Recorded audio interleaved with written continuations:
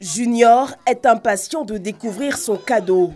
Sous le regard attendri de sa mère et de la première dame de Côte d'Ivoire, il cache mal son excitation. Oh, tu as vu ça? C'est un hélicoptère, hein? Tu aimes bien? Tu as vu, c'est une... Ce jeudi, Dominique Ouattara visite les petits patients de l'Institut de cardiologie du CHU de Treichville qui ont subi de lourdes opérations de cœur. Des opérations complexes et parfois hors de prix, rendues possibles par la mission humanitaire de l'Association française des chirurgiens du cœur pour l'Afrique de l'Ouest. On voit des enfants qui arrivent, qui sont presque grabataires, qui s'accroupissent parce qu'ils manquent d'oxygène. Et on en finit par les voir là, devant nous, en train de gambader. Ceci dit, ce n'est pas fini. Ce n'est qu'un début et la tâche est rude parce que nous avons plus de 5000 cardiopathies congénitales par an en Côte d'Ivoire. À côté de ces cas, d'autres qui, eux, n'ont pas eu besoin d'opérations à cœur ouvert, un suivi médical intensif leur a permis de corriger les déformations congénitales. Tout a commencé par une respiration anormale.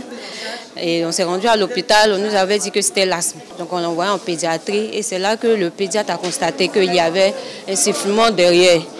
Et il nous a demandé de venir faire une échographie. C'est là qu'on a découvert qu'elle avait un canal artériel.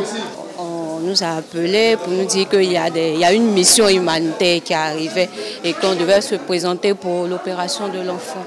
Donc nous sommes arrivés le dimanche et l'enfant a été pris en compte. Au début, quand nous sommes arrivés, qu'on ne parlait pas encore de mission humanitaire, on nous disait que ça allait valoir entre 2 à 3 millions si on n'avait pas d'assurance. La première dame leur a aussi remis des présents. Je dois dire que la Fondation est très heureuse d'avoir pu assister l'AFCAO pour sa première mission en Côte d'Ivoire, sa première mission humanitaire.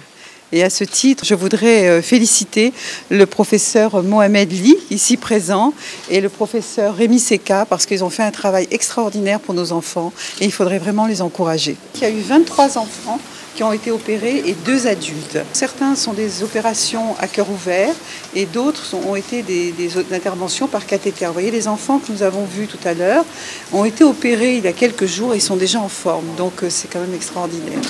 La mission est certes à son terme, mais la présidente de Children of Africa entend bien la relancer au plus vite.